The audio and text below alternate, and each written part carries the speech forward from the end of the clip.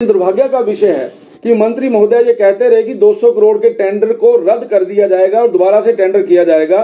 लेकिन मैं आपके ध्यान में लाना चाहता हूं उसी कंपनी को वो टेंडर जो है वो दे दिया गया, क्योंकि उस टेंडर के लिए जो पैसा आया था वो 131 करोड़ था। बहुत बड़ा घोटाला जो है ये सामने नजर आ रहा है। उठाए जाएंगे। आने वाले दिनों में विधानसभा का सत्र लगेगा और एक महत्वपूर्ण सत्र हम कह सकते हैं। इस सत्र के अंदर सरकार के 2 वर्षों में जो काम किए हैं और जो काम रह गए हैं उन सारे विषयों के ऊपर विधानसभा के अंदर चर्चा करेंगे। किस तरीके से हिमाचल प्रदेश के नौजवान को ठगा गया है, हिमाचल प्रदेश में किस प्रकार से झूठ बोल बोल कर चुनावों में जो अपनी जीत है उसको सुनिश्चित किया गया है। इन सब मुद्दों को लेकर विधानसभा के अंदर इन सारे चीज़ों के ऊपर चर्चा होगी। हिमाचल प्रदेश के अंदर पिछले दिनों लगातार सारे के सारे जंगल जल गए हैं और इन जंगलों के जलने के कारण से हिमाचल प्रदेश को अरबों रुपए की क्षति हुई है। इन सारे मुद्दों के ऊपर भी डिस्कशन लेंगे। एक महत्वपूर्ण मुद्दा जो मैं आपके ध्यान में भी लाना चाहता हूं और उसको हम विधानसभा के सत्र में भी लेंगे कि मैं माननीय मुख्यमंत्री जी से ये प्रश्न भी करना चाहता हूं कि उनकी आंखों के सामने किस प्रकार से कुछ जो प्रोजेक्ट्स हैं उन प्रोजेक्ट्स के बारे में मैं चर्चा करना चाहता हूं। आईपीएच मंत्री जी ने मंत्री बनने के बाद सबसे पहले ये बोला था कि जो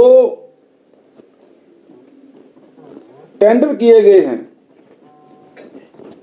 और एक उसमें से टेंडर जो कि 200 करोड़ रुपए का टेंडर था और वो 200 करोड़ रुपए का टेंडर हमीरपुर के बड़सर विधानसभा क्षेत्र के अंदर लगने वाली स्कीम का था। आपके ध्यान में रहे कि जिस समय वो डीपीआर बनाई गई थी तो उस डीपीआर में जो सोर्स है वो ब्यास सोर्स दिखाया गया था, जबकि बड़सर में ब्यास का जो सोर्स है वो ज़्यादा दूर है और सतलुज का जो सोर्स है वो क्लोज है। 200 करोड़ का टेंडर हो गया उस ब्यास नदी के ऊपर से प्रोजेक्ट लाने के लिए, लेकिन उसके बाद जब ये पाया गया कि हमारे तो सोर्स पास में है तो उस स्कीम को बदला गया, उस स्कीम को फिर दोबारा से सतलुज के ऊपर किया गया। लेकिन दुर्भाग्य का विषय है कि मंत्री महोदय ये कहते रहे कि 200 करोड़ के टेंडर को रद्द कर दिया जाएगा और दोबारा से टेंडर किया जाएगा।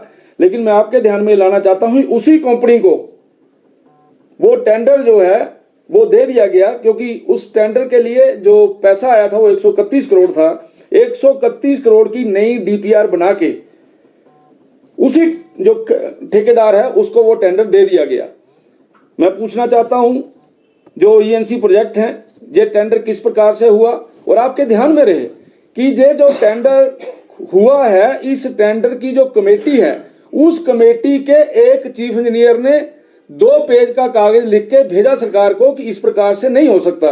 जब सोर्स बदल गया, जब मशीनरी बदल गई, जब राइजिंग मेन बदल गया तो टेंडर क्यों नहीं बदला, टेंडर दोबारा से क्यों नहीं हुआ। बहुत बड़ा जानकारी का विषय है। मैं तो चाहूंगा सरकार इसको अपने इस विषय को अपने तरीके से विजिलेंस के पास दे, नहीं तो हमें इस विषय को जो है वो ईडी के पास, सीबीआई के पास देना पड़ेगा। बहुत बड़ा घोटाला जो है ये सामने नजर आ रहा है।